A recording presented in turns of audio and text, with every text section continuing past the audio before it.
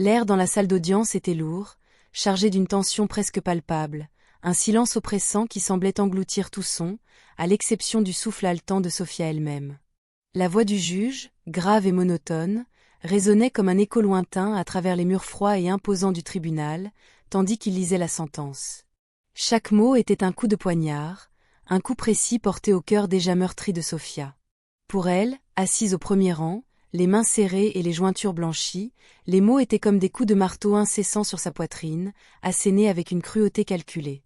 Sa grand-mère, Madame Helena, une femme qui avait toujours été l'incarnation de la bonté la plus pure, d'une résilience inébranlable et d'une sagesse tranquille, était condamnée. Non pas pour un crime qu'elle aurait commis, non pas pour une faute morale ou une erreur de jugement, mais pour une incapacité qui, au fond d'elle, Sophia savait n'avoir jamais existé. C'était un verdict qui la déclarait légalement incapable, une sentence qui la dépouillait de son autonomie, de sa dignité, de sa propre identité, confiant tout son patrimoine, ses souvenirs et sa vie aux soins d'un tuteur. Ou plutôt, d'une tutrice, sa tante, l'implacable Lucia. Sophia sentit un nœud dans la gorge, si serré qu'elle parvenait à peine à déglutir, les yeux brûlants de larmes non versées, mais elle refusa de pleurer. Pas là, pas sur cette scène d'injustice, pas devant cette femme qui souriait victorieusement de l'autre côté de la salle, avec une lueur de triomphe dans les yeux qui semblait se moquer de sa douleur. L'injustice était un poison amer, corrosif, qui se répandait dans ses veines, et Sophia savait, avec une certitude qui venait de l'âme, que la vérité derrière ce théâtre d'apparence, cette farce cruelle, ne serait révélée qu'à la fin, coûte que coûte, quoi qu'il lui en coûte. Elle ne se reposerait pas tant que la lumière de la vérité n'aurait pas dissipé les ombres du mensonge. Sophia avait toujours été une âme libre, une artiste plasticienne qui trouvait la beauté dans les petites choses, dans les détails oubliés par le temps, dans les textures de la vie que la plupart ignoraient. Ses doigts, habitués à modeler l'argile et à faire glisser les pinceaux sur les toiles, tremblaient maintenant d'une rage contenue. Elle avait grandi dans un foyer modeste, mais débordant d'amour, un refuge de tendresse et de compréhension, créé par sa grand-mère Helena. Helena n'était pas seulement une grand-mère. C'était une couturière hors pair, dont les aiguilles et les fils transformaient des chutes de tissu en œuvres d'art vibrantes, et dont les mots tissaient des histoires avec la même maestria, remplissant les jours de Sophia de magie et d'imagination. La mère de Sophia, Clara, était partie trop tôt, la laissant au bon soin d'Helena, qui était devenue son havre de paix, sa boussole dans un monde qui, parfois, semblait chaotique. La grand-mère, avec ses cheveux argentés toujours impeccablement noués en chignon et un sourire qui illuminait n'importe quelle pièce, était le roc de la famille, l'ancre qui maintenait tout le monde stable. Lucia, la sœur cadette de Clara et tante de Sophia, était l'opposé polaire d'Helena. Toujours impeccablement élégante, avec un air de supériorité qui frôlait l'arrogance et une ambition qui semblait sans limite, Lucia était une force de la nature, mais une force destructrice. Depuis son enfance, Sophia ressentait la tension silencieuse entre les deux sœurs, de petits gestes qui en disaient long, des regards furtifs qui portaient des secrets, des mots incomplets qui planaient dans l'air comme des fantômes d'un passé non résolu. Lucia semblait toujours insatisfaite de la vie simple d'Helena, de la maison modeste, du manque de statut social qui, pour elle, était tout. Sophia se souvenait d'une fois, quand elle avait environ 7 ans, et que Lucia était venue rendre visite. Helena avait préparé un gâteau de maïs, le préféré de Sophia, dont l'odeur douce et réconfortante emplissait la cuisine. Lucia, avec un sourire forcé qui n'atteignait pas ses yeux froids, avait dit que c'était trop rustique pour son palais raffiné. Sophia avait vu la douleur dans les yeux de sa grand-mère, un petit geste, presque imperceptible, mais qui l'avait profondément marqué, gravant dans sa mémoire la cruauté voilée de Lucia. Telle était Lucia, froide, calculatrice, toujours à la recherche d'un moyen de se sentir supérieure, de rabaisser les autres pour s'élever. La connexion de Sophia avec Helena était profonde, construite sur des années de complicité, d'après-midi passés à peindre dans l'atelier improvisé de la grand-mère, de conversations murmurées sous le ciel étoilé, où les secrets étaient partagés et les rêves, cultivés. Helena était plus qu'une grand-mère. C'était sa mère, sa meilleure amie, son inspiration constante. L'idée que quelqu'un puisse vouloir lui faire du mal, que quelqu'un puisse lui voler sa dignité, sa paix, sa propre vie, était insupportable, un affront que Sophia ne pouvait et ne voulait pas tolérer. La sentence du juge fut un coup dévastateur, mais aussi un catalyseur, une étincelle qui alluma un feu inextinguible dans le cœur de Sophia. Elle refusait d'accepter que sa grand-mère, qui quelques mois auparavant était lucide, pleine de vie, avec un esprit vif et un esprit vibrant, deviennent soudainement incapables. Quelque chose n'allait pas du tout, et Sophia le sentait dans chaque fibre de son être. Lucia, avec sa nouvelle autorité légale fraîchement acquise, agit avec une rapidité surprenante.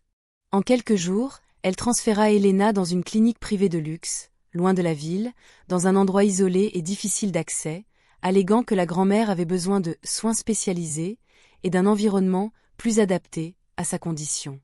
Sophia tenta de lui rendre visite, mais Lucia imposa des restrictions draconiennes, affirmant que la présence de Sophia agitait Elena, la rendait confuse et nerveuse. Chaque visite refusée, chaque appel non répondu, chaque barrière imposée par Lucia, alimentait le doute et la méfiance de Sophia. Pourquoi tant de secrets? Pourquoi éloigner Elena de tout ce qu'elle connaissait et aimait, de sa maison, de ses plantes, de ses souvenirs?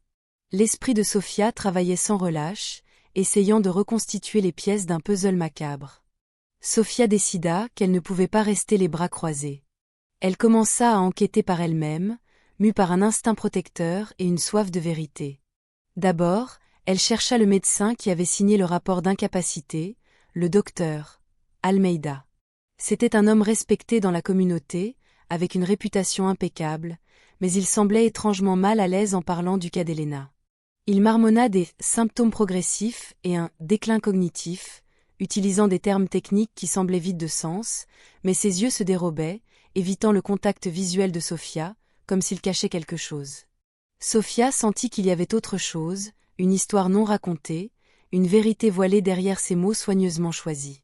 Lors d'une de ses rares visites autorisées à la clinique, une visite que Lucia avait accordée à contre-cœur, Sophia remarqua qu'Elena était différente. Non seulement plus faible physiquement, avec un corps plus maigre et des mouvements plus lents, mais avec un regard lointain, presque vide, comme si son âme était prisonnière quelque part de lointain. Elle tenta de converser, de montrer de vieilles photos de famille, de parler du bon vieux temps, mais Elena réagissait à peine, ses yeux errant sans but. Cependant, dans un moment de lucidité surprenante, un éclair de reconnaissance qui fit battre le cœur de Sophia à tout rompre, Elena serra la main de Sophia avec une force inattendue et murmura un seul mot, presque inaudible, mais chargé de sens, « journal ». Sophia sentit un frisson lui parcourir l'échine. Journal? Quel journal?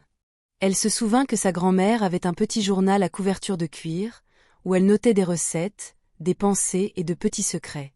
Mais Lucia avait vidé la maison d'Elena juste après la sentence, alléguant qu'elle devait organiser les affaires, une excuse boiteuse pour masquer ses traces. Le journal, s'il existait, serait avec Lucia, ou aurait été détruit par elle. La révélation partielle d'Elena, le mot journal, ouvrit un nouveau et crucial doute dans l'esprit de Sophia. Qui aurait-il écrit là?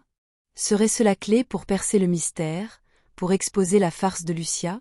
Sophia savait qu'elle devait trouver ce journal, mais comment?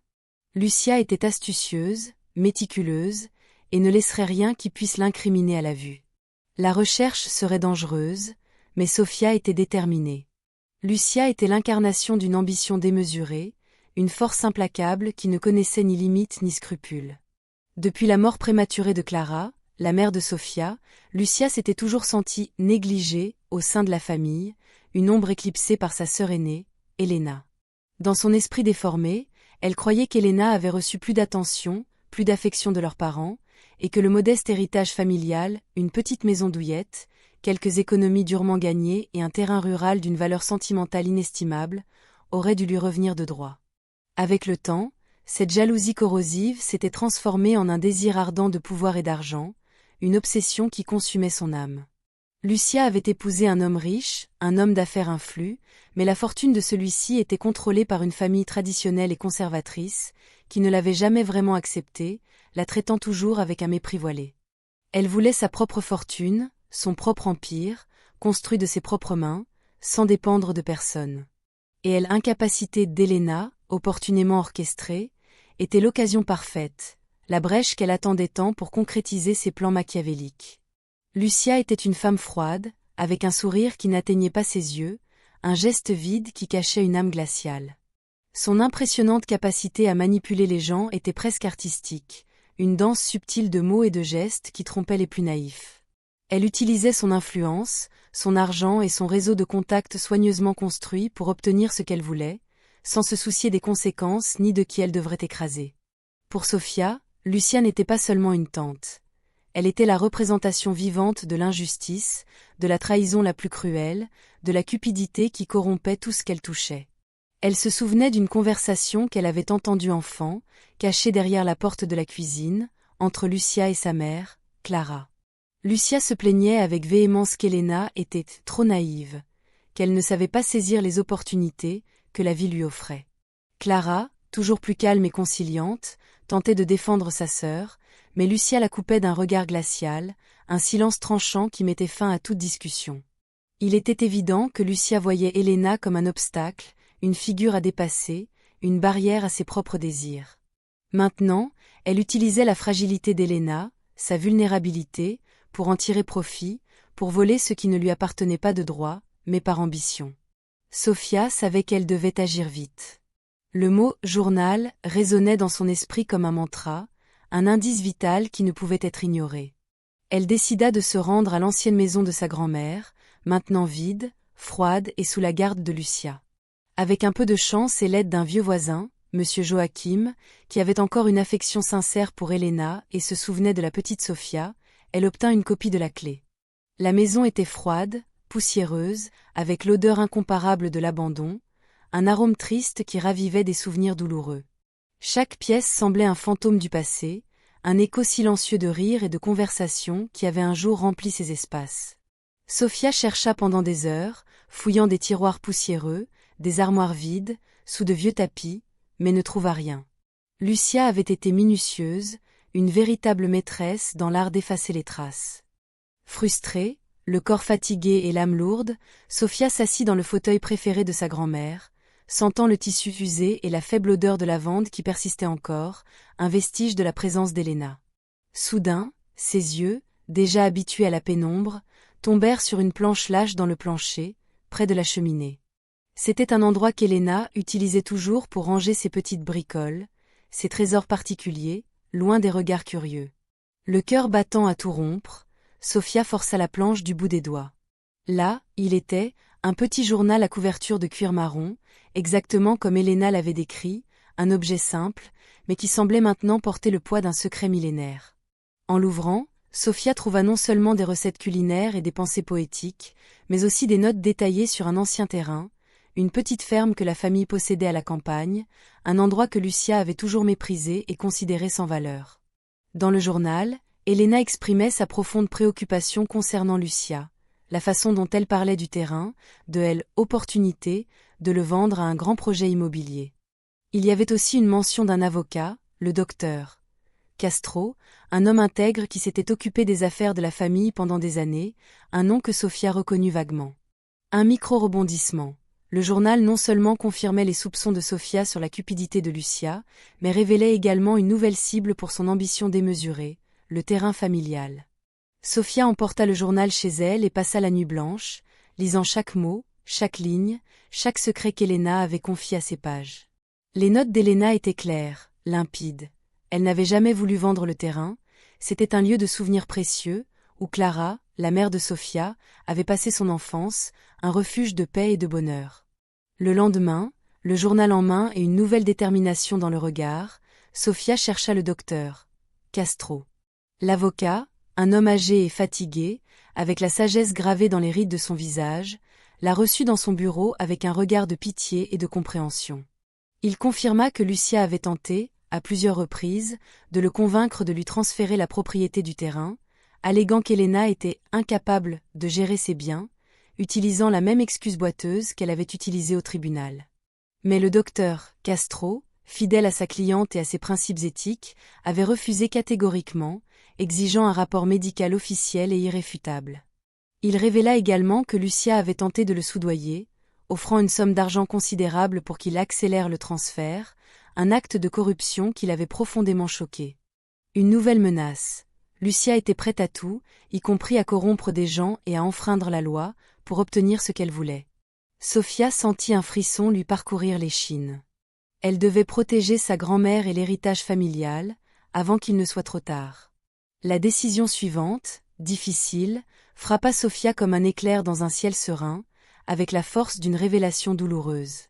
Elle découvrit, grâce à un contact discret que Mario, le détective, avait réussi à infiltrer dans les cercles de Lucia, que sa tante avait programmé la vente du terrain de la ferme à un grand et impitoyable consortium immobilier.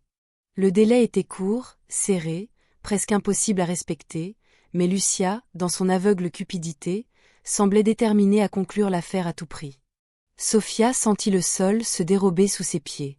Le terrain, ce morceau de terre qui gardait les souvenirs les plus précieux de sa mère et de sa grand-mère, était sur le point de lui être arraché, transformé en un énième projet sans âme. Elle savait qu'elle avait besoin de plus de preuves, quelque chose d'irréfutable, d'incontestable, pour arrêter Lucia et empêcher la concrétisation de cette trahison finale. L'esprit de Sofia, auparavant uniquement concentré sur le journal, s'étendait maintenant au terrain. Elle se souvint que la ferme avait une petite cabane ancienne, presque en ruine, cachée au milieu de la végétation dense, où sa mère, Clara, avait l'habitude de jouer enfant. C'était un endroit magique pour Clara, un refuge secret où elle passait des heures à imaginer des mondes et à créer des histoires. Peut-être y avait-il quelque chose là-bas, un indice oublié, une trace que Lucia, dans sa hâte et son arrogance, aurait laissé passer. Contre le conseil prudent du docteur Castro, qui craignait pour sa sécurité et l'imprévisibilité de Lucia, Sofia décida de se rendre à la ferme. La décision ne fut pas facile. La peur était une compagne constante, mais la détermination de protéger sa grand-mère et l'héritage familial était encore plus grande. Le voyage fut long et solitaire, un parcours tortueux sur des chemins de terre battue, sous un soleil brûlant qui semblait vouloir assécher l'âme. La voiture de Sofia soulevait des nuages de poussière à chaque virage, et le paysage, autrefois verdoyant, semblait maintenant desséché, presque désolé, reflétant l'état de son propre cœur. Finalement, après des heures de conduite, elle arriva à la ferme. Le portail en bois, autrefois imposant, était maintenant tombé, rouillé, englouti par la végétation. La cabane était en ruine, presque méconnaissable, couverte de lierre sauvage et de toiles d'araignées qui flottaient au vent, comme des drapeaux d'un passé oublié. L'odeur de terre humide et de vieux bois emplissait l'air, évoquant des souvenirs lointains et mélancoliques. Alors qu'elle fouillait les décombres de la cabane, les mains sales de terre et le corps épuisé, Sofia sentit une pointe d'espoir. Sous le plancher pourri, presque imperceptible, elle trouva une boîte métallique rouillée, lourde et scellée par le temps. Avec un mélange d'appréhension et d'excitation, elle l'ouvrit. À l'intérieur, il y avait de vieilles lettres, jaunies par le temps, des photographies décolorées qui dépeignaient des sourires et des moments heureux, et, le plus important, un document, un contrat de vente du terrain, signé par Elena et Clara, avec une clause spéciale qui empêchait la vente de la propriété sans le consentement explicite des deux. C'était une preuve irréfutable de l'intention de sa grand-mère et de sa mère de garder cet endroit intact. Mais ce qui attira le plus l'attention de Sofia, ce qui lui serra le cœur d'émotion, fut une lettre de Clara à Elena, écrite peu avant sa mort. Dans la lettre, Clara exprimait sa peur de Lucia, de son ambition démesurée, et demandait à sa mère de ne jamais vendre le terrain, car c'était le seul endroit où elle se sentait vraiment heureuse, où ses souvenirs d'enfance étaient gravés dans chaque arbre, dans chaque pierre. La lettre était une preuve puissante de la lucidité d'Elena, de sa capacité à prendre des décisions importantes, et de l'intention de Clara de protéger ce coin de paradis. C'était la pièce manquante, la preuve définitive qui démasquerait Lucia. Sofia sentit une vague de gratitude et d'amour pour sa mère et sa grand-mère, une force qui la poussait à se battre encore plus. Avec le journal, le témoignage du docteur Castro et la lettre de Clara en main, Sofia et Ricardo, l'avocat que Mario, le détective, avaient recommandé, un professionnel expérimenté et réputé pour son intégrité inébranlable, déposèrent un recours pour annuler la sentence d'incapacité d'Elena et annuler la vente du terrain. La nouvelle tomba comme une bombe dans les cercles sociaux de Lucia, qui jusqu'alors se sentait intouchable. Elle tenta tout pour discréditer Sofia, répandant des rumeurs malveillantes sur son instabilité émotionnelle, sa cupidité et son manque de respect envers sa propre famille. Mais Sofia, avec le soutien inconditionnel de Ricardo et Mario, resta ferme, inébranlable dans sa conviction. Le nouveau procès fut fixé, et la tension dans la ville était palpable, les médias avides de chaque détail de ce scandale familial. Le jour du nouveau procès se leva gris, avec des nuages lourds couvrant le ciel, comme si la nature elle-même pressentait la gravité des événements. Sophia arriva au tribunal le cœur battant fort, mais la tête haute, vêtue d'une tenue simple mais élégante, qui transmettait sa sérieux et sa détermination. Ricardo, à ses côtés, ressemblait à un général prêt pour la bataille, avec ses documents organisés et sa stratégie affûtée. De l'autre côté de la salle, Lucia apparut, impeccable comme toujours, avec une robe de créateur et un sourire forcé qui ne parvenait pas à cacher la nervosité dans ses yeux. Elle était accompagnée de son avocat, un homme connu pour son astuce et son manque d'éthique, mais qui semblait maintenant moins confiant. Le juge, un homme au visage sérieux et aux paroles rares, ouvrit la séance. Ricardo prit la parole en premier, présentant les preuves de manière impeccable, avec une clarté et une logique qui ne laissaient aucune place au doute. Le journal d'Elena, avec ses notes lucides et cohérentes, démentait catégoriquement l'idée d'une incapacité préexistante. Le témoignage du docteur Castro révéla les tentatives de corruption de Lucia, exposant sa malhonnêteté. Et la lettre de Clara, lue à voix haute au tribunal, émut tout le monde, montrant la profonde connexion entre mère et fille et l'intention de protéger le terrain. La salle était silencieuse, tous les yeux fixés sur Ricardo, qui démêlait la toile de mensonges de Lucia. Lucia, de son côté, tenta de se défendre avec une fureur contenue, ses yeux étincelants de rage et de désespoir. Elle affirma avoir agi, pour le bien de la famille, qu'Elena délirait, et que Sophia était une opportuniste qui ne visait que l'argent. Sa voix, autrefois si contrôlée et mélodieuse, tremblait maintenant d'une pointe d'hystérie, révélant la fissure dans sa façade de froideur. Ses yeux, auparavant si froids et calculateurs, révélaient désormais une panique croissante, la peur de perdre tout ce qu'elle avait construit sur des mensonges. L'avocat de Lucia, un homme connu pour son astuce et son manque d'éthique, tenta de discréditer les preuves, alléguant que le journal était une falsification et que la lettre de Clara était une manipulation émotionnelle. Mais Ricardo, avec son calme inébranlable, réfuta chaque argument avec des faits et une logique impeccable, démontrant l'authenticité de chaque document et la cohérence des témoignages. Le juge, après avoir analysé toutes les preuves avec minutie et écouté les témoignages avec attention, prononça la sentence. Sa voix était ferme, sans place pour le doute ou la contestation, un verdict qui résonna dans la salle d'audience comme un coup de tonnerre. La déclaration d'incapacité d'Elena fut annulée, restaurant sa dignité et son autonomie. Le contrat de vente du terrain fut annulé, sauvant ce morceau de mémoire et d'histoire familiale. Et Lucia fut condamnée pour fraude, falsification de documents et abus de confiance, avec l'ordre de restituer tous les biens et de payer une indemnisation substantielle à Elena, en réparation des dommages moraux et matériels causés. De plus, une enquête criminelle fut ouverte contre elle, promettant des conséquences encore plus sévères. La vérité fut enfin révélée, dénudant la toile de mensonges et de manipulation de Lucia. Lucia, la femme puissante et manipulatrice, fut démasquée, son image impeccable brisée en 1000 morceaux. Les conséquences furent réelles et immédiates. Elle perdit sa réputation, sa fortune et, bientôt, sa liberté. Pour Sophia, la justice n'était pas seulement la condamnation de Lucia, mais la rédemption de sa grand-mère, la restauration de son honneur et la guérison d'une blessure profonde. Elle se rendit à la clinique, et avec l'aide des médecins et des infirmières, ramena Elena à la maison, dans la maison que Lucia avait tenté de voler, dans le foyer qui avait toujours été le refuge des deux. Elena, bien qu'encore avec des pertes de mémoire et des moments de confusion, commença à refleurir dans l'environnement familial, entourée d'amour et de tendresse. Sophia passait des heures avec elle dans le jardin, lisant le journal, montrant les photos de Clara, revivant les souvenirs que Lucia avait tenté d'effacer. Un jour, alors qu'elles arrosaient les fleurs, Elena regarda Sophia avec une lueur dans les yeux, un éclair de reconnaissance et de tendresse qui fit déborder le cœur de Sophia. « Mon artiste », dit-elle, d'une voix claire et avec un sourire sincère, un sourire que Sophia n'avait pas vu depuis longtemps. « Tu m'as ramenée. » Sophia sentit les larmes couler sur son visage, chaudes et libératrices. Ce n'étaient pas des larmes de tristesse, mais de soulagement, d'amour, d'une victoire qui valait plus que n'importe quelle fortune, plus que n'importe quelle reconnaissance.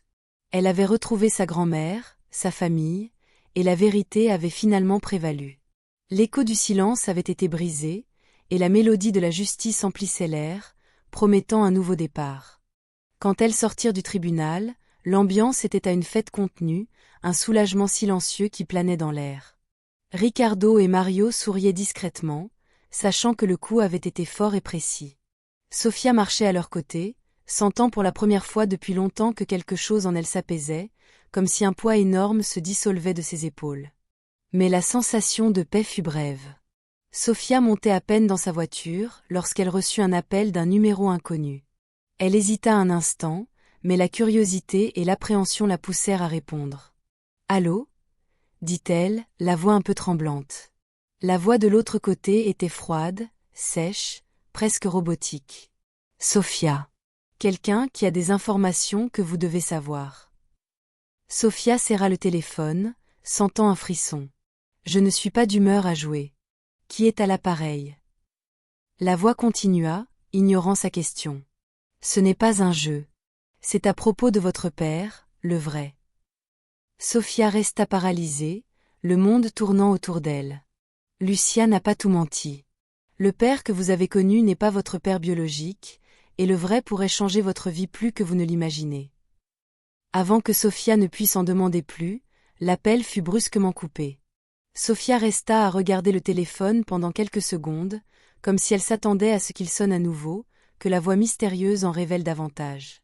Mario, qui l'observait depuis la porte du copilote, remarqua immédiatement que quelque chose n'allait pas. Le visage de Sofia était pâle, ses yeux écarquillés. « Qu'est-ce qui s'est passé ?»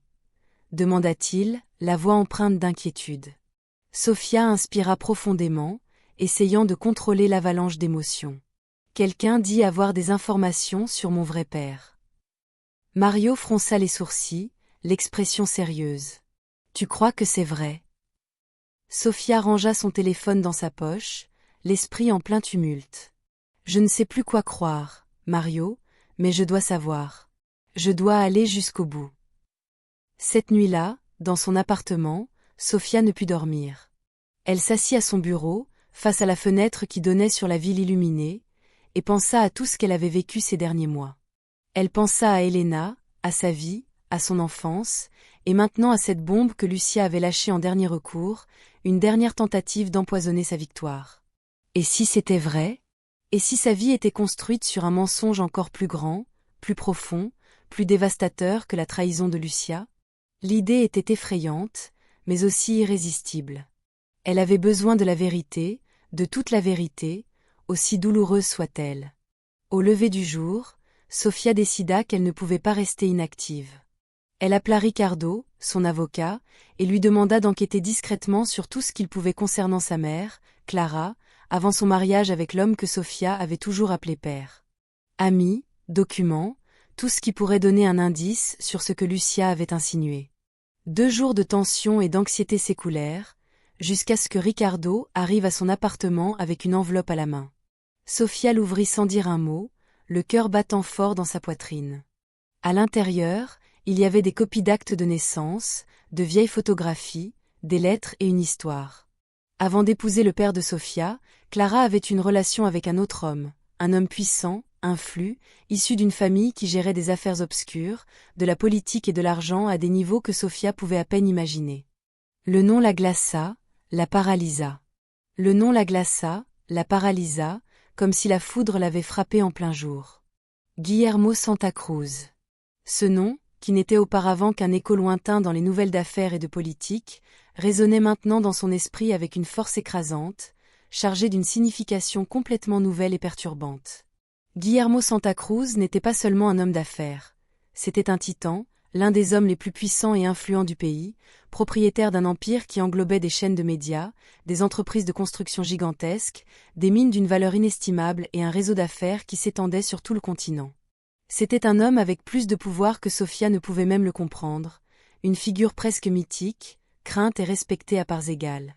L'idée que sa propre existence puisse être liée à un homme d'une telle magnitude était surréaliste, presque incroyable. Selon les documents méticuleusement rassemblés par Ricardo, Guillermo et Clara, la mère de Sofia, avaient une relation sérieuse des années auparavant, une romance intense et passionnée qui, cependant, s'était terminée de manière abrupte et douloureuse en raison de pressions familiales insurmontables. La famille Santa Cruz, avec sa tradition et son pouvoir, n'aurait jamais accepté Clara, une femme simple et sans bien, comme membre de son clan. Peu après la rupture, le cœur brisé et l'âme blessée, Clara rencontra l'homme que Sofia avait toujours appelé père, un homme bon et gentil qui l'accepta enceinte et l'éleva comme sa propre fille, donnant à Sofia un foyer et un amour inconditionnel. La vérité était un coup brutal. Sofia était la fille biologique de Guillermo Santa Cruz.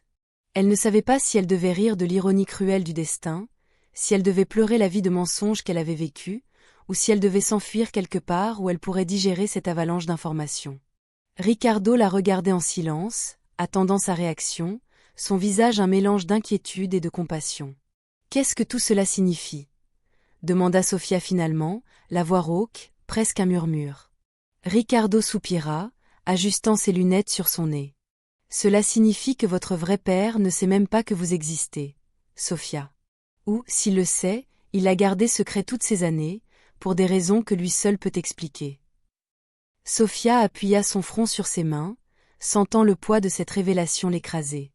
Tout ce qu'elle croyait savoir sur son origine, sur sa famille, sur sa propre identité, s'effondrait comme du sable entre ses doigts, emporté par un vent impitoyable. « Lucia savait » demanda-t-elle soudain, la voix chargée d'une nouvelle couche de colère.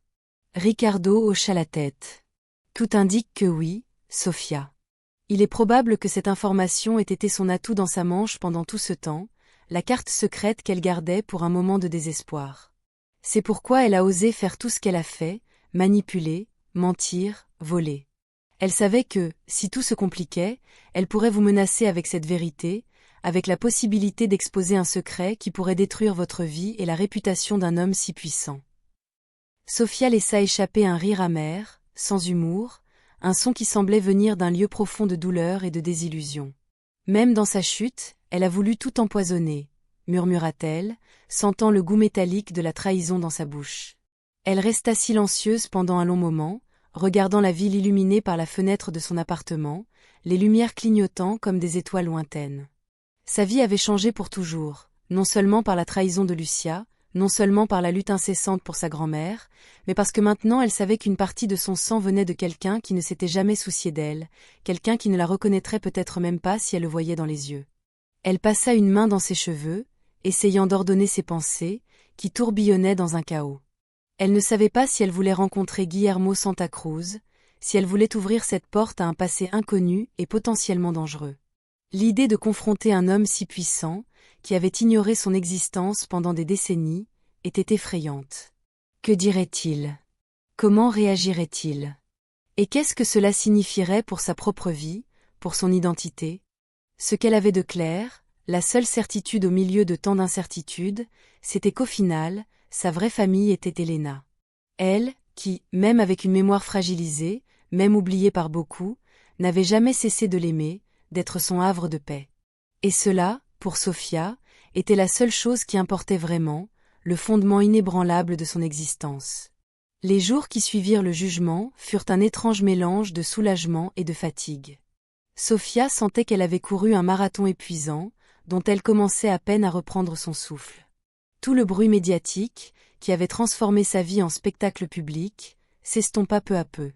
Les journaux, les réseaux sociaux, les journaux télévisés, tous perdirent leur intérêt lorsqu'ils réalisèrent qu'il n'y avait pas de scandale de luxe ou de querelles honteuses interminables, juste un homme luttant pour sa mère, et maintenant, une femme luttant pour sa grand-mère. Sofia ne voulut pas donner d'interview, ne voulut pas apparaître en couverture de magazine, ne voulait pas la célébrité d'une héroïne. Elle voulait juste retrouver sa vie, sa paix, son intimité. Le premier grand pas, et le plus important, fut de sortir Elena de la clinique.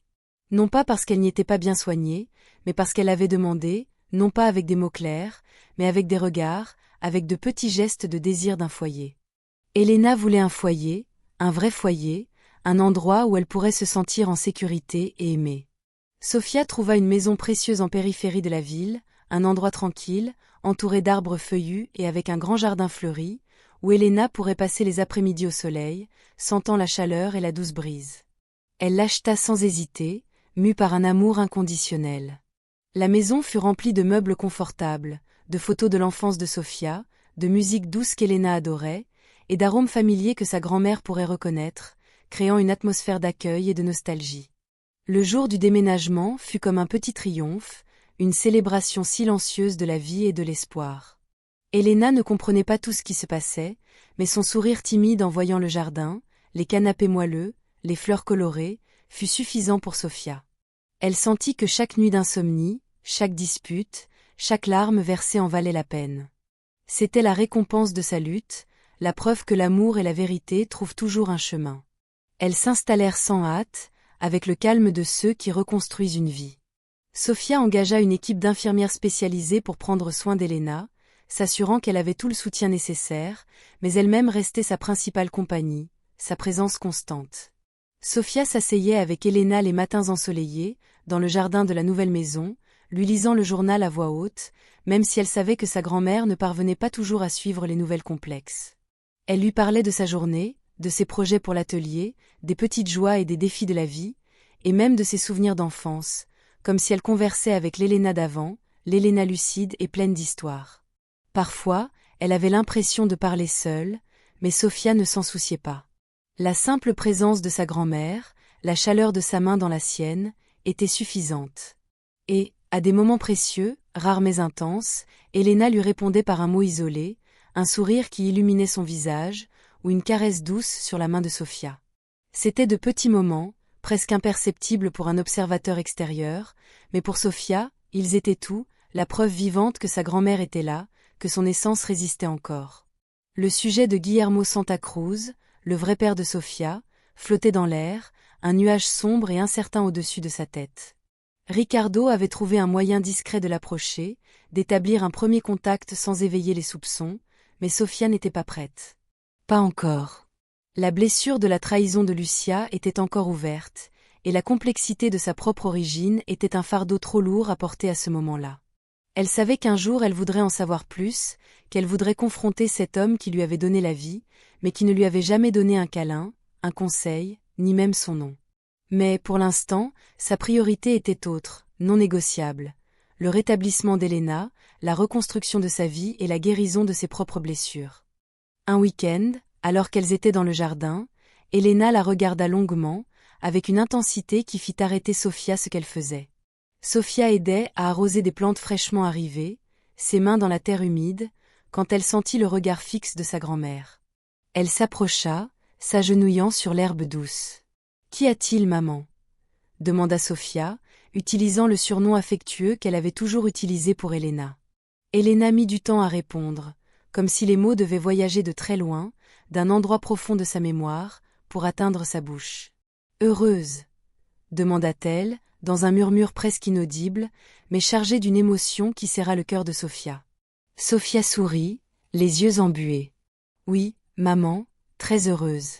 Maintenant, nous sommes ensemble, à la maison. » Elena sourit. Ce n'était pas un sourire quelconque, ce n'était pas un sourire timide ou confus. C'était le sourire le plus sincère, le plus pur et le plus radieux que Sophia ait jamais vu de sa vie, un sourire qui atteignait ses yeux et illuminait tout son visage. Elles s'étreignirent là, sous le soleil chaud, parmi les fleurs colorées et l'odeur de la terre mouillée.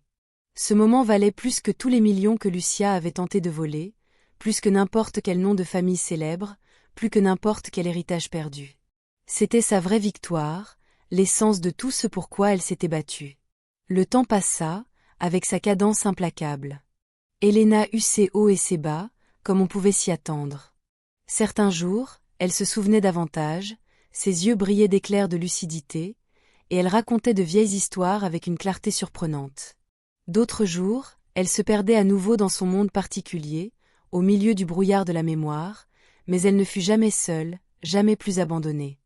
Sophia réorganisa sa vie aussi. Elle délégua plus de travail dans son entreprise, apprenant à faire confiance à son équipe et à équilibrer ses responsabilités. Elle laissa de côté les événements sociaux inutiles, les fêtes vides et les obligations qui ne lui apportaient aucune joie. Elle commença à construire quelque chose de nouveau, quelque chose qui avait vraiment un sens, quelque chose qui remplissait son âme. Sophia renoua avec de vieux amis, ceux qui l'avaient soutenue pendant la tempête. Elle soutint des causes sociales liées à l'abandon des personnes âgées, utilisant son expérience pour donner une voix à ceux qui ne pouvaient pas se défendre. Elle visita d'autres maisons de retraite, où elle faisait des dons sans prendre de photos ni les publier sur les réseaux sociaux, mue par une compassion sincère. Et, par-dessus tout, elle construisit de nouveaux souvenirs avec sa mère, de petites choses qui devinrent des trésors inestimables. Un après-midi de vieux films, une promenade tranquille dans le jardin, un petit déjeuner improvisé avec des crêpes brûlées qui les faisaient rire. Tout cela était de l'or pur pour elle, la vraie richesse que Lucia ne pourrait jamais comprendre. Un jour, alors qu'elle se promenait dans le jardin, Elena serra la main de Sofia avec une force surprenante. Sofia la regarda, curieuse. Elena sourit, un sourire doux et plein d'amour, et dit « Ma petite fille ».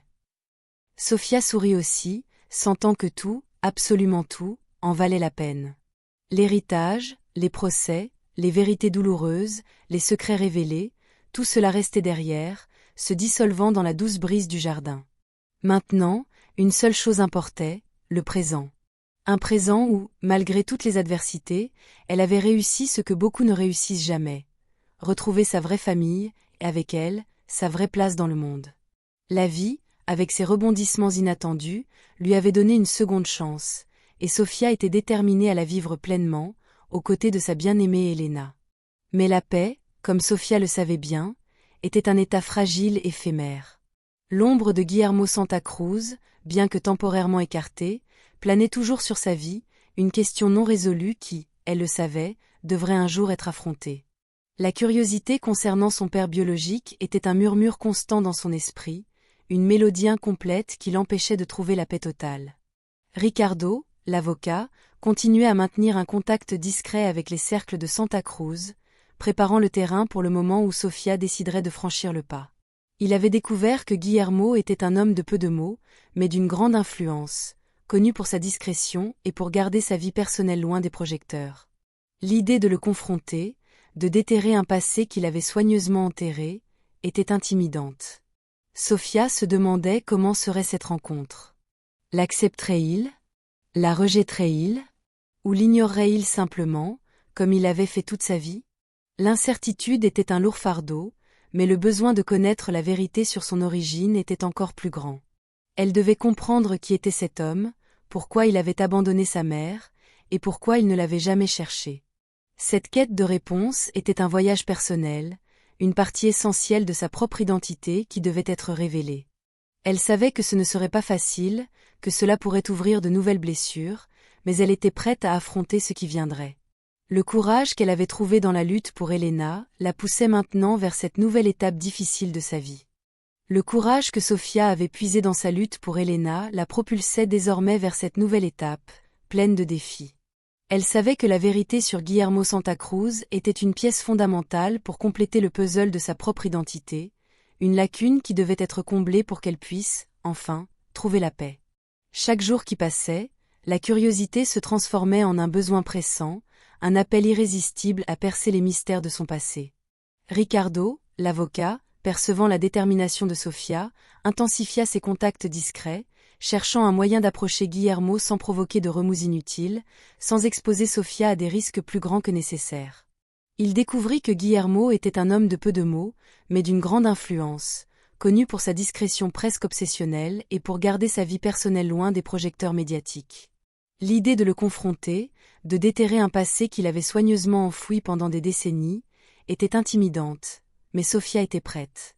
Sofia se demandait sans cesse comment serait cette rencontre. L'accepterait-il? La rejetterait-il avec la même froideur avec laquelle, apparemment, il avait rejeté sa mère? Ou l'ignorerait-il simplement, comme il avait fait toute sa vie, comme si elle n'avait jamais existé? L'incertitude était un lourd fardeau, mais le besoin de connaître la vérité sur son origine était encore plus grand, un feu qui brûlait dans sa poitrine. Elle devait comprendre qui était cet homme, pourquoi il avait abandonné sa mère, Clara, et pourquoi il ne l'avait jamais cherchée, elle, sa propre fille. Cette quête de réponse n'était pas seulement une curiosité. C'était un voyage personnel, une partie essentielle de sa propre identité qui devait être révélée pour qu'elle puisse aller de l'avant. Elle savait que ce ne serait pas facile, que cela pourrait ouvrir de nouvelles blessures, mais elle était prête à affronter ce qui viendrait, avec la même résilience qu'elle avait héritée d'Elena. Ricardo, après des semaines d'enquête et de contacts prudents, obtint une réunion préliminaire avec l'un des plus proches conseillers de Guillermo Santa Cruz. La rencontre eut lieu dans un café discret, loin des regards curieux, et le conseiller, un homme au visage sérieux et au regard pénétrant, écouta l'histoire de Sofia avec une expression impassible. Il promit de transmettre le message à Guillermo, mais avertit que son chef était un homme extrêmement réservé et qu'il n'y avait aucune garantie de réponse. Les jours qui suivirent furent d'une anxiété torturante pour Sofia. Elle tentait de se concentrer sur Elena, sur son atelier, mais son esprit revenait sans cesse à la figure de Guillermo Santa Cruz, à la possibilité d'une rencontre qui pourrait tout changer. Finalement, une semaine plus tard, Ricardo appela. Sa voix était plus sérieuse que d'habitude. Guillermo Santa Cruz avait accepté de rencontrer Sofia. Pas dans son bureau, pas dans un lieu public, mais dans l'une de ses propriétés les plus isolées, un ancien manoir à la campagne, entouré d'un haut mur et d'une sécurité impénétrable. La condition était claire, Sofia devait y aller seule. Ricardo et Mario, bien que préoccupés par sa sécurité, comprirent que c'était la seule façon pour Guillermo d'accepter. Sofia ressentit un mélange de peur et d'excitation. C'était la chance qu'elle attendait, l'opportunité de regarder son père biologique dans les yeux et d'exiger les réponses qui lui avaient été refusées toute sa vie. Le jour de la rencontre arriva, et Sofia sentit un nœud à l'estomac qu'elle n'avait pas ressenti depuis le jour du procès de Lucia. Elle s'habilla simplement, mais avec élégance, choisissant une robe qui transmettait confiance et sérieux. Le voyage jusqu'au manoir de Guillermo Santa Cruz fut long, sur des routes sinueuses et des paysages époustouflants, mais Sofia remarqua à peine la beauté environnante. Son esprit était concentré sur ce qui allait arriver. En arrivant au portail imposant, elle s'identifia et fut accueillie par un garde de sécurité qui la conduisit le long d'un chemin de pierre jusqu'à l'entrée du manoir. La maison était grandiose, presque un château, avec des jardins impeccables et une architecture qui exhalait puissance et histoire. Elle fut conduite dans un vaste salon, décoré d'œuvres d'art précieuses et de meubles anciens. Guillermo Santa Cruz était là, debout, le dos à la fenêtre, observant le jardin. C'était un homme imposant, aux cheveux gris bien coupés, un costume impeccable et une aura d'autorité qui emplissait la pièce. En se retournant, ses yeux, d'un bleu pénétrant, rencontrèrent ceux de Sofia. Il n'y avait ni chaleur, ni reconnaissance immédiate, juste une curiosité froide et calculatrice. « Sofia » dit-il, sa voix grave et contrôlée, sans aucune émotion apparente. « Asseyez-vous. » Sofia obéit, sentant son cœur marteler dans sa poitrine. Le silence qui suivit fut assourdissant, rempli seulement par la tension entre eux. Guillermo rompit le silence. « Ricardo m'a informé de la raison de votre visite. Vous croyez être ma fille. » Ce n'était pas une question, mais une affirmation. Sofia inspira profondément, rassemblant tout son courage. « Je ne crois pas, monsieur Santa Cruz. Je sais. J'ai des preuves, des documents que Ricardo a rassemblés. Ma mère, Clara, a eu une relation avec vous avant d'épouser l'homme qui m'a élevée. » Guillermo l'écouta sans l'interrompre, son expression inchangée. « Et qu'attendez-vous de moi, Sofia » demanda-t-il, la voix toujours sans émotion. « De l'argent ? De la reconnaissance ? Une place dans ma famille ?» La question, chargée d'un cynisme voilé, frappa Sofia comme une gifle. « Je ne veux pas de votre argent, monsieur Santa Cruz » répondit Sofia, sa voix ferme, malgré la colère grandissante. « J'ai ma propre vie, mon propre travail, ma propre famille. Je veux la vérité. Je veux savoir pourquoi vous avez abandonné ma mère, pourquoi vous ne m'avez jamais cherché, pourquoi vous m'avez refusé la chance d'avoir un père biologique. » Guillermo la fixa un long moment, ses yeux bleus comme de la glace. « Votre mère et moi avons eu une relation compliquée. Ma famille ne l'aurait jamais acceptée. J'étais jeune, ambitieux, et j'ai fait des choix que je regrette. Mais je ne l'ai pas abandonnée. Elle a choisi d'aller de l'avant avec un autre homme. » La réponse de Guillermo, bien que froide, contenait une pointe de vérité que Sofia n'attendait pas. Il ne semblait pas mentir, juste défendre ses actions. « Et moi » demanda Sofia, la voix étranglée. « Vous saviez que j'existais » Guillermo détourna le regard un instant, une petite hésitation que Sofia remarqua. « Je l'ai su. Des années plus tard. Mais Clara avait déjà construit une nouvelle vie, et je ne voulais pas interférer. J'ai pensé que ce serait mieux pour tout le monde. » L'explication de Guillermo était logique, mais ne satisfaisait pas Sofia. C'était une vérité froide, dépourvue de toute émotion, de tout regret sincère. Elle sentit une pointe de déception. Elle s'attendait à de la colère, à de la négation, peut-être même à des excuses. Mais l'indifférence de Guillermo était, d'une certaine manière, encore plus douloureuse. L'offre de Guillermo était inattendue, et Sofia ne savait comment réagir. Une partie d'elle, la partie blessée et méfiante, voulait le rejeter, lui tourner le dos et quitter ce manoir imposant, pour ne plus jamais regarder en arrière. Mais une autre partie, celle qui cherchait la guérison et la plénitude, ressentait une pointe de curiosité, d'espoir, un désir latent de combler ce vide existentiel qui l'accompagnait depuis toujours. Elle le regarda dans les yeux, essayant de déchiffrer ses intentions, cherchant un signe de sincérité qui irait au-delà des mots calculés. Que voulait-il vraiment? Était-ce un geste de culpabilité, de regret sincère, ou juste une manœuvre de plus d'un homme puissant habitué à contrôler toutes les situations? Sofia inspira profondément, l'air lourd de la pièce semblant l'étouffer. « J'ai besoin de temps, monsieur Santa Cruz, » dit-elle, sa voix plus ferme qu'elle ne l'espérait. « J'ai besoin de digérer tout cela. Je suis venue ici pour des réponses, et vous me les avez données. Mais la vérité, parfois, est plus compliquée que nous l'imaginons, et les blessures du passé ne guérissent pas du jour au lendemain. » Guillermo hocha la tête, son expression toujours impassible, mais avec un léger signe de tête qui indiquait la compréhension. « Je comprends, Sofia. La porte sera toujours ouverte. Si vous avez besoin de quoi que ce soit, Ricardo a mes contacts. Réfléchissez à ce que j'ai dit. » Il se tourna à nouveau vers la fenêtre, mettant fin à la conversation de manière abrupte, mais sans hostilité. Sofia se leva, sentant ses jambes un peu chancelantes, et quitta la pièce, laissant derrière elle l'homme qui était son père biologique et une avalanche d'émotions contradictoires. Le voyage de retour fut un flou. Sofia conduisait en pilote automatique, son esprit dans un tourbillon de pensées. La conversation avec Guillermo avait été un mélange de soulagement et de déception. Elle avait obtenu les réponses qu'elle cherchait, mais la froideur et la distance émotionnelle de Guillermo étaient un coup dur. Il n'était pas le monstre que Lucia avait dépeint, mais il n'était pas non plus le père aimant qu'elle, dans un coin secret de son âme, avait peut-être rêvé. C'était un homme complexe, produit de son temps et de ses circonstances, prisonnier de ses propres choix et regrets. En rentrant chez elle, la première chose que Sofia fit fut d'embrasser Elena. La chaleur du corps de sa grand-mère, l'odeur familière de lavande et de tendresse, était un baume pour son âme perturbée. Elle ne raconta pas à Elena sa rencontre avec Guillermo. La grand-mère était encore fragile, et Sofia ne voulait pas la surcharger de plus de secrets et de douleurs du passé. Au lieu de cela, elle se concentra sur le présent, sur la joie d'avoir Elena de retour, sur la paix qu'elles avaient conquise ensemble. Mais la graine du doute sur son avenir, sur le rôle de Guillermo dans sa vie, avait été plantée. Les jours qui suivirent, Sofia tenta de reprendre sa routine, se plongeant dans son travail à l'atelier, créant de nouvelles œuvres d'art avec une intensité presque fébrile. L'art avait toujours été son refuge, sa façon d'exprimer ce que les mots ne pouvaient pas. Elle peignait avec des couleurs vibrantes, avec des coups de pinceau forts et décidés, transposant sur la toile la complexité de ses émotions.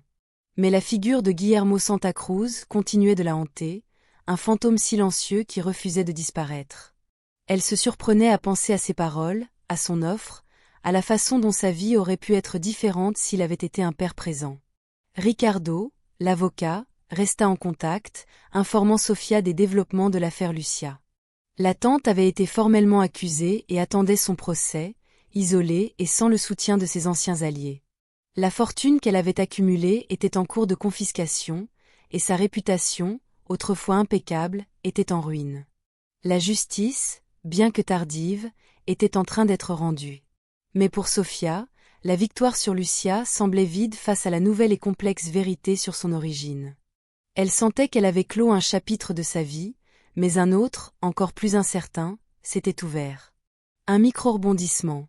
Un mois après la rencontre, Sofia reçut un colis discret, livré par un messager anonyme.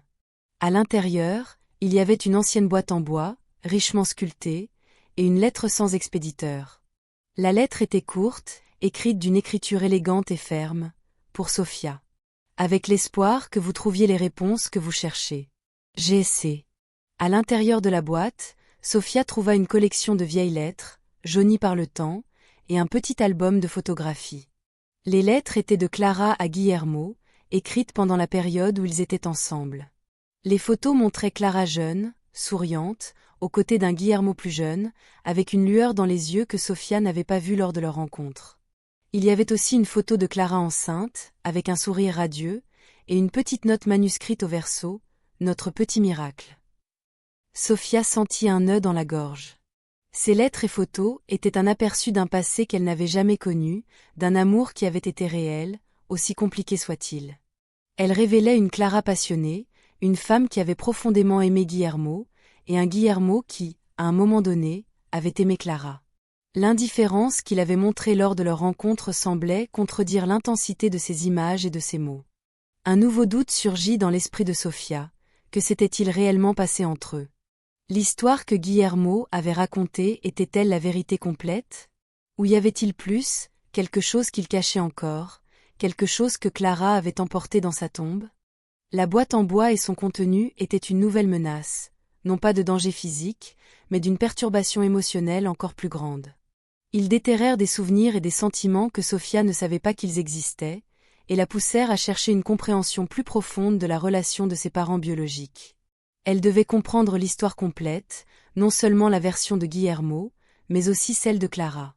La quête de la vérité devenait maintenant un voyage pour percer l'amour et les choix de sa mère, pour comprendre les complexités d'un passé qui avait façonné sa propre existence. Sofia savait qu'elle ne pouvait ignorer cette nouvelle piste. Elle devait plonger encore plus profondément dans le passé, même si cela signifiait ouvrir d'anciennes blessures et affronter des vérités encore plus douloureuses. La boîte en bois et son contenu représentaient une nouvelle menace, non pas de danger physique, mais d'une perturbation émotionnelle encore plus profonde. Ils avaient déterré des souvenirs et des sentiments dont Sofia ignorait l'existence, la poussant à chercher une compréhension plus approfondie de la relation de ses parents biologiques. Elle avait besoin de comprendre l'histoire complète, non seulement la version de Guillermo, mais aussi celle de Clara. La quête de la vérité devenait désormais un voyage pour démêler l'amour et les choix de sa mère, pour saisir les complexités d'un passé qui avait façonné sa propre existence. Sofia savait qu'elle ne pouvait ignorer cette nouvelle piste. Elle devait plonger encore plus profondément dans le passé, même si cela signifiait rouvrir d'anciennes blessures et affronter des vérités encore plus douloureuses. Avec les lettres et les photos en main, Sofia ressentit un besoin urgent de trouver quelqu'un qui avait connu Clara dans sa jeunesse, quelqu'un qui pourrait combler les lacunes laissées par les mots de Guillermo et les secrets gardés. Elle se souvint d'une amie d'enfance de sa mère, une femme nommée Béatrice, qu'Helena mentionnait occasionnellement. Béatrice avait déménagé dans une ville côtière lointaine des années auparavant, et Sofia n'avait jamais eu de contact avec elle. Mais maintenant, Béatrice était le seul espoir de découvrir la véritable histoire de Clara et Guillermo.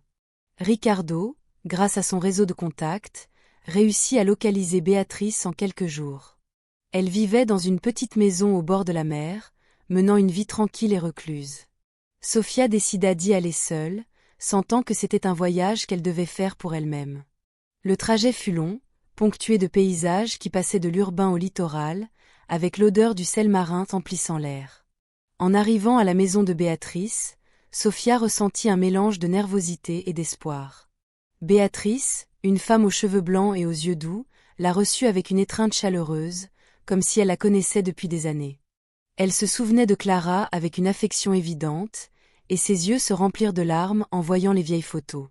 Sofia montra les lettres et les photos, et Béatrice les examina avec une profonde nostalgie. « Clara et Guillermo », murmura-t-elle, un sourire triste aux lèvres. Ils s'aimaient beaucoup, Sofia. Un amour interdit, mais intense. Béatrice commença à raconter l'histoire, un récit qui combla les vides dans l'âme de Sofia. Clara, une jeune femme rêveuse et passionnée, était tombée éperdument amoureuse de Guillermo, un jeune homme ambitieux et charismatique, héritier de l'une des familles les plus puissantes du pays. Leur romance était un secret, un défi aux conventions sociales et aux attentes de la famille Santa Cruz. La famille de Guillermo, en particulier son père, un homme implacable et traditionnel, n'aurait jamais accepté Clara. Il la voyait comme une menace pour la réputation et l'avenir de Guillermo. Lorsque Clara découvrit qu'elle était enceinte, la pression sur Guillermo devint insupportable. Son père le menaça de le déshériter, de détruire sa carrière et sa vie s'il ne rompait pas avec Clara et n'épousait pas une femme de bonne famille. Guillermo, déchiré entre l'amour et l'ambition, entre le cœur et la raison, fit le choix qui le hanterait toute sa vie. Il rompit avec Clara, promettant qu'un jour il reviendrait pour elle et leur enfant, mais la promesse ne fut jamais tenue. Clara, le cœur brisé, mais avec une force inébranlable, décida d'aller de l'avant. Elle ne voulait pas que son enfant grandisse dans un environnement de secrets et de pression. Elle rencontra l'homme que Sofia avait toujours appelé père, un homme bon et gentil qui l'accepta enceinte et l'aima inconditionnellement. Il donna à Sofia un foyer, un nom et un amour que Guillermo n'avait jamais pu donner. Clara n'a jamais cessé d'aimer Guillermo, Sofia, dit Béatrice, les yeux embués. Mais elle l'aimait suffisamment pour le laisser partir, pour le protéger des conséquences de ses choix, et pour te donner la vie qu'elle croyait que tu méritais. La révélation de Béatrice fut un choc, mais aussi un soulagement. Sofia comprit enfin la complexité de l'amour de ses parents biologiques, les choix difficiles qu'ils avaient faits, et le sacrifice de sa mère. Elle ne ressentait plus de colère envers Clara, mais une profonde admiration pour sa force et son amour inconditionnel. Et Guillermo. Il n'était pas seulement un homme froid et indifférent, mais un homme qui avait été victime de ses propres circonstances, de pressions familiales et sociales qui l'avaient forcé à faire des choix douloureux. En rentrant chez elle, Sofia sentit une nouvelle paix dans son cœur. Elle avait percé les mystères de son passé, et la vérité, aussi douloureuse soit-elle, l'avait libérée. Elle n'était plus une fille abandonnée, mais la fille d'un amour interdit, de choix difficiles et d'un sacrifice maternel. Elle était la somme de toutes ces histoires, et cela la rendait complète. Les jours se transformèrent en semaines, et Sofia se consacra à Elena avec une intensité renouvelée. La grand-mère, bien qu'encore avec des pertes de mémoire, semblait plus heureuse, plus présente. Elle passait des heures dans le jardin, conversant sur le passé, sur les fleurs, sur la vie. Sofia lisait à Elena les lettres de Clara, celles qu'elle avait trouvées dans la boîte de Guillermo, et celle qu'elle avait trouvée dans la cabane de la ferme. Elena, dans ses moments de lucidité, souriait, reconnaissant l'écriture de sa fille, les mots d'amour et d'espoir. Sofia commença également à renouer avec Guillermo, de manière progressive et prudente. Elle ne le voyait pas comme un père, pas encore, mais comme un homme qui avait fait partie de son histoire, et qui cherchait maintenant un moyen de se racheter. Ils se rencontraient occasionnellement, dans des cafés discrets, conversant sur l'art, sur les affaires, sur la vie. Guillermo, auparavant si froid et distant, semblait plus ouvert, plus humain, révélant un côté que Sofia n'avait pas imaginé. Il manifestait un intérêt sincère pour sa vie, pour son travail, pour Elena. Une nouvelle menace, subtile et inattendue, apparut à l'horizon. Lucia, même emprisonnée et en attente de jugement, n'avait pas renoncé à sa vengeance.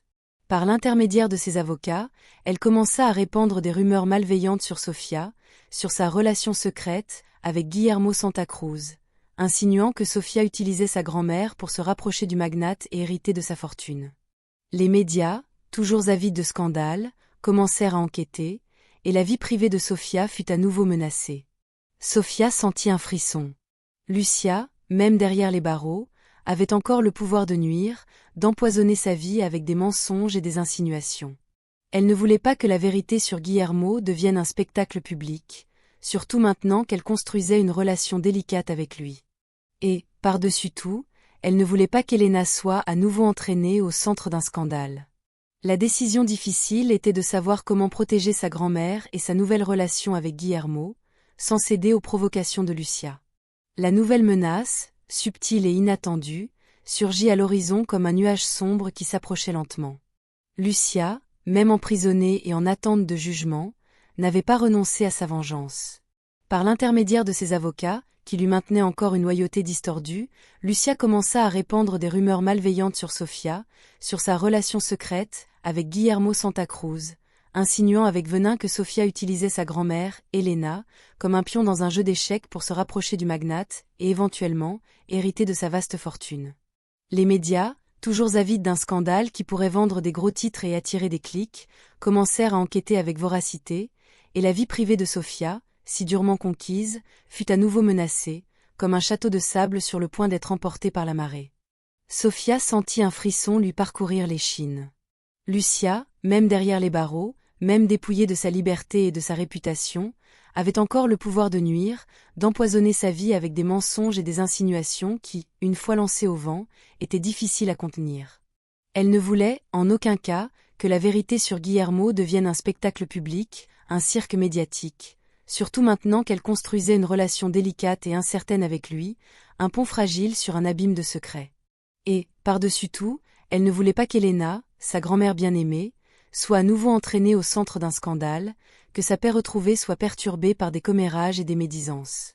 La décision difficile était de savoir comment protéger sa grand-mère et sa nouvelle relation avec Guillermo, sans céder aux provocations de Lucia, sans lui donner la satisfaction de la voir réagir avec désespoir. Sofia parla à Ricardo, son avocat, de la situation. Il lui conseilla d'ignorer les rumeurs, de ne pas prêter attention aux médias, car toute réaction pourrait être interprétée comme une confirmation des accusations de Lucia. Lucia veut vous déstabiliser, Sofia, dit Ricardo, sa voix calme mais ferme. Elle veut que vous perdiez le contrôle, que vous commettiez une erreur. Ne lui donnez pas cette victoire. Mais Sofia savait qu'ignorer n'était pas une option. La réputation d'Helena, la dignité de sa grand-mère, étaient en jeu, et elle ne pouvait pas permettre à Lucia de la souiller à nouveau. Elle parla également à Guillermo des rumeurs. Il écouta avec son impassibilité habituelle, mais Sofia remarqua une lueur d'inquiétude dans ses yeux bleus. « Lucia est une femme dangereuse, Sofia, dit-il, sa voix grave. Elle n'a rien à perdre, et cela la rend encore plus imprévisible. Je peux utiliser mon influence pour faire taire les médias, si vous le souhaitez. » L'offre de Guillermo était tentante, mais Sofia hésita. Elle ne voulait pas dépendre de lui, ne voulait pas que sa vie soit contrôlée par son influence. Elle voulait résoudre cela à sa manière, avec sa propre force. Une décision difficile. Sofia décida d'affronter Lucia directement, mais pas de la manière dont sa tante s'y attendait. Elle n'irait pas aux médias, elle ne se défendrait pas publiquement. Au lieu de cela, elle demanda à Ricardo d'organiser une visite à Lucia en prison. Ricardo et Mario, bien que réticents, acceptèrent de l'accompagner, préoccupés par ce que Lucia pourrait faire ou dire. La rencontre eut lieu dans une pièce froide et sans fenêtre, avec une table en métal et 2 chaises. Lucia entra, menottée, avec un sourire moqueur aux lèvres, ses yeux fixés sur Sofia. « Tiens, l'héroïne de la famille est venue me rendre visite, » dit-elle, sa voix chargée d'ironie. « Tu es venue te vanter de ta victoire. » Sofia la fixa, sa voix ferme et contrôlée. « Je ne suis pas venue me vanter, Lucia. Je suis venue te prévenir. Arrête de répandre des mensonges sur moi et sur Helena. Je ne te permettrai pas de salir à nouveau la réputation de ma grand-mère. » Lucia rit, un son sec et sans humour. « Tu crois pouvoir me menacer, Sofia ? Je n'ai rien à perdre. Et toi ? Tu as beaucoup à perdre. Ta réputation, ta nouvelle famille, ton père millionnaire. » Elle insista sur le mot « père » avec un sarcasme cruel. « Je n'ai pas peur de toi, Lucia, » répondit Sofia, sa voix montant d'un ton. « J'ai déjà beaucoup perdu, et j'ai beaucoup lutté. Et je me battrai pour Helena, et pour moi-même, jusqu'au bout. Si tu continues avec tes mensonges, je ferai en sorte que tu paies pour chacun d'eux. Et pas seulement avec la prison, mais avec la vérité. La vérité sur tout ce que tu as fait, sur qui tu es vraiment. » La menace de Sofia n'était pas vide. Lucia, pour la première fois, sembla vaciller. Le sourire moqueur disparut de ses lèvres, remplacé par une expression de surprise, et peut-être un peu de peur. Lucia tenta de se ressaisir, mais la confiance dans ses yeux avait diminué. « Tu ne sais pas de quoi tu parles, Sofia. Tu ne connais pas les secrets que je garde. » Sofia se pencha sur la table, ses yeux fixés sur ceux de Lucia. « Je sais plus que tu ne l'imagines, Lucia. Je sais ce que tu as fait à Helena, à propos du terrain, des tentatives de corruption. Et je sais pour mon père biologique, Guillermo Santa Cruz. Et je sais que tu savais tout cela depuis le début. » La révélation sur Guillermo frappa Lucia comme un éclair. Ses yeux s'écarquillèrent, et elle perdit la couleur de son visage. C'était un micro-rebondissement que Sofia n'avait pas prévu, mais qui eut un effet dévastateur. Lucia, un instant, resta sans voix, son esprit en plein tumulte. Le secret de Guillermo était sa dernière carte, son arme secrète, et Sofia l'avait désarmée. « Comment sais-tu » murmura Lucia, sa voix presque inaudible. Sofia sourit, un sourire froid et victorieux. « J'ai mes propres contacts, Lucia. Et j'ai la vérité. Et la vérité, contrairement à tes mensonges, trouve toujours un chemin. » Lucia la regarda avec haine, mais aussi avec un aperçu de défaite. Elle savait qu'elle avait perdu. Sofia se leva, mettant fin à la visite. « Réfléchis bien à ce que j'ai dit, Lucia. Parce que la prochaine fois, il n'y aura pas d'avertissement. Il y aura des conséquences. » Elle se retourna et quitta la pièce, laissant Lucia seule avec ses pensées et son désespoir. Ricardo et Mario l'attendaient dehors, avec des expressions de soulagement et d'admiration. « Tu as été incroyable, Sofia, » dit Ricardo, un sourire fier sur le visage. « Tu l'as complètement désarmée. » Sofia hocha la tête, sentant une vague d'épuisement, mais aussi de satisfaction. Elle avait affronté Lucia, et elle avait gagné. Mais elle savait que la bataille n'était pas encore terminée. Lucia était une blessure ouverte, et même en prison, elle représentait toujours une menace latente. Sofia se leva, mettant fin à la visite de manière abrupte, mais avec une détermination inébranlable. « Réfléchis bien à ce que j'ai dit, Lucia. Parce que la prochaine fois, il n'y aura pas d'avertissement. Il y aura des conséquences. » Elle se retourna et quitta la pièce, laissant Lucia seule avec ses pensées et son désespoir, une figure vaincue et isolée dans sa propre toile de mensonges. Ricardo et Mario l'attendaient dehors, avec des expressions de soulagement et d'admiration. « Tu as été incroyable, Sofia, » dit Ricardo, un sourire fier sur le visage. « Tu l'as complètement désarmée. » Sofia hocha la tête, sentant une vague d'épuisement, mais aussi de satisfaction. Elle avait affronté Lucia, et elle avait gagné cette bataille spécifique. Mais elle savait que la guerre n'était pas encore terminée. Lucia était une blessure ouverte, et même en prison, elle représentait toujours une menace latente, une ombre qui refusait de disparaître complètement. Malgré la victoire momentanée, Sofia savait que la paix était fragile. La menace de Lucia, bien que contenue, planait toujours dans l'air. Les rumeurs dans les médias diminuèrent, mais ne disparurent pas complètement, et Sofia se retrouva constamment sur ses gardes, protégeant Elena de toute nouvelle qui pourrait la perturber. Elle intensifia les soins apportés à sa grand-mère, créant un environnement d'amour et de sécurité qui la protégeait des méchancetés du monde extérieur. Elle passait des heures dans le jardin, lisant, conversant, et Sofia se consacrait à la peinture, trouvant dans l'art une forme d'exprimer ses émotions et de digérer tout ce qu'elle avait vécu. Guillermo Santa Cruz, de son côté, manifesta un intérêt sincère pour Sofia et Elena. Il commença à envoyer des fleurs à Elena, accompagné de petits mots courts et respectueux, et appelait occasionnellement Sofia, non pas pour parler affaires, mais pour s'enquérir du bien-être de sa grand-mère.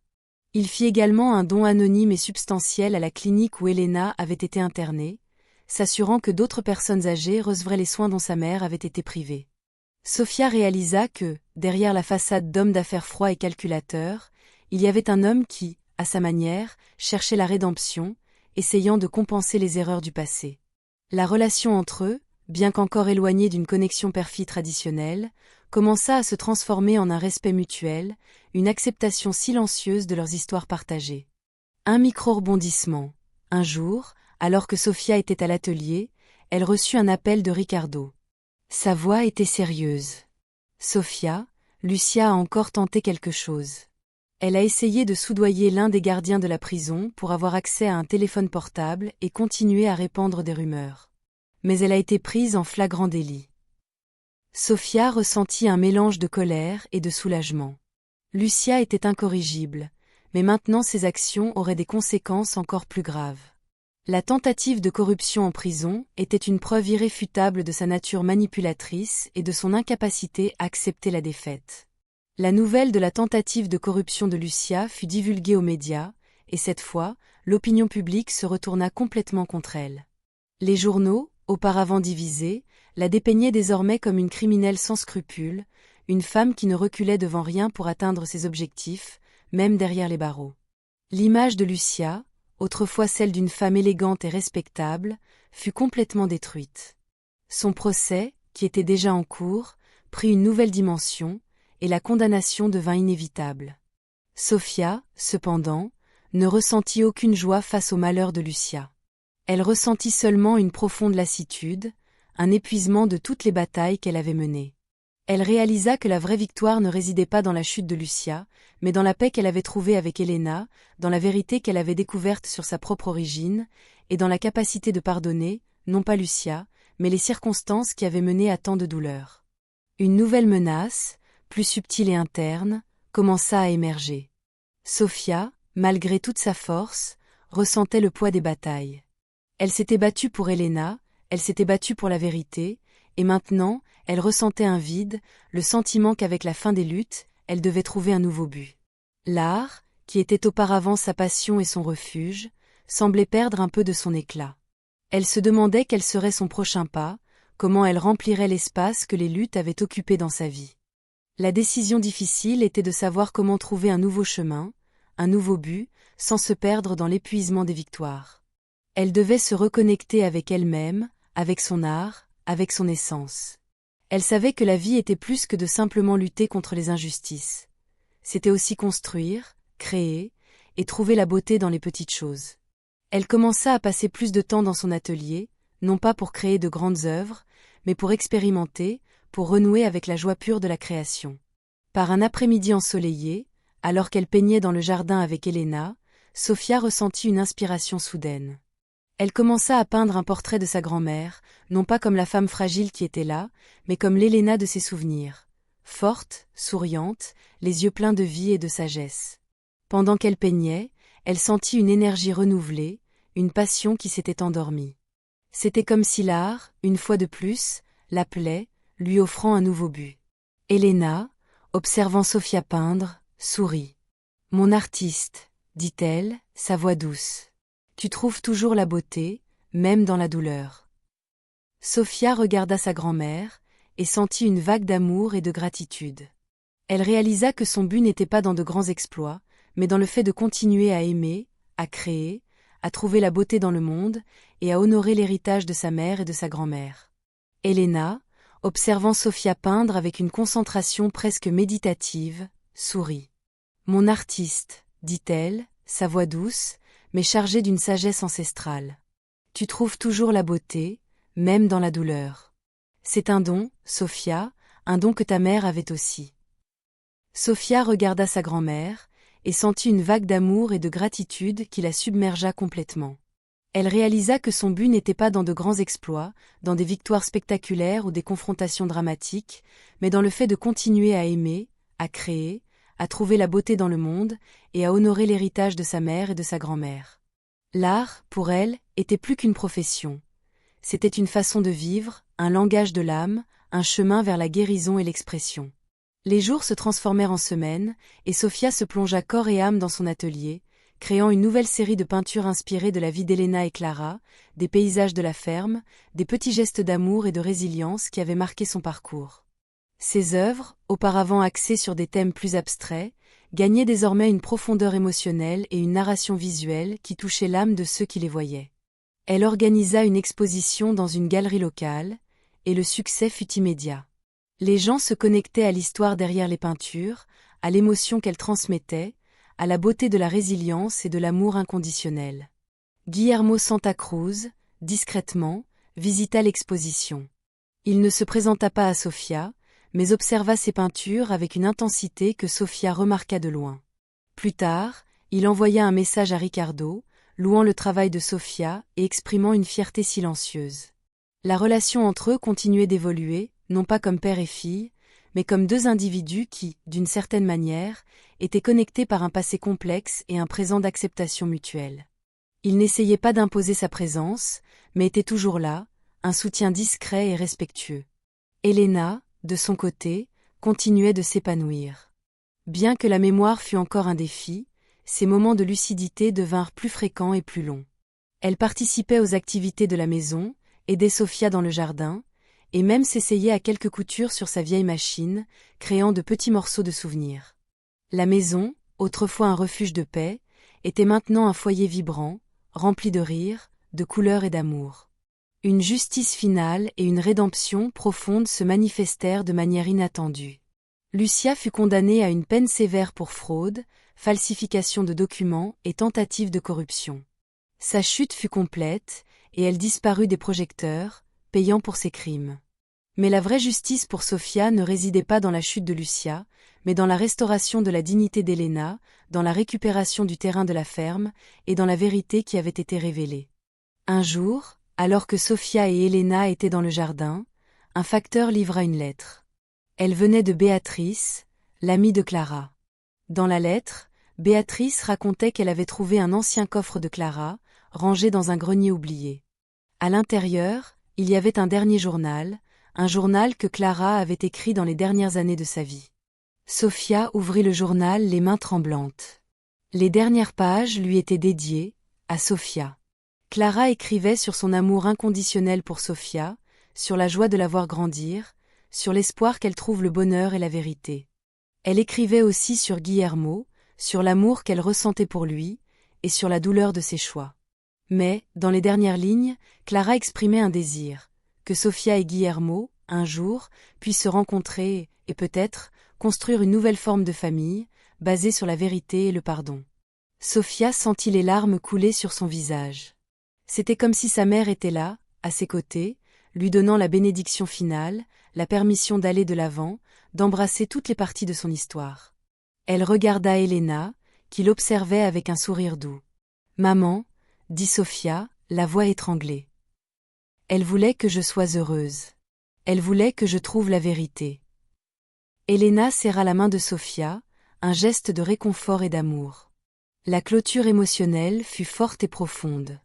Sofia, avec le temps, accepta Guillermo dans sa vie, non pas comme un père au sens traditionnel, mais comme un homme qui, à sa manière, se souciait et cherchait la rédemption. Ils construisirent une relation de respect et d'affection, et Guillermo devint un grand-père présent pour Helena, lui rendant visite régulièrement et partageant des histoires. Sofia continua à peindre, et ses œuvres devinrent un témoignage de son parcours, de sa résilience, de sa capacité à transformer la douleur en beauté. Elle utilisa sa voix et son art pour soutenir des causes sociales liées à l'abandon des personnes âgées et à l'importance de la vérité et de la justice. Elle devint une défenseur de la dignité humaine, inspirant les autres avec son histoire. Par un après-midi ensoleillé, Sofia était dans le jardin avec Helena, qui dormait tranquillement dans son fauteuil à bascule. Sofia regarda le ciel bleu, les fleurs colorées, la maison qui était devenue un foyer d'amour et de paix. Elle ressentit une profonde gratitude pour tout ce qu'elle avait vécu, pour les luttes, les pertes, les victoires. Elle avait trouvé sa vraie famille, sa vraie identité, et sa vraie place dans le monde. L'écho du silence avait été brisé, et la mélodie de la justice, de l'amour et de la rédemption emplissait l'air, un hymne à la vie et à l'espoir.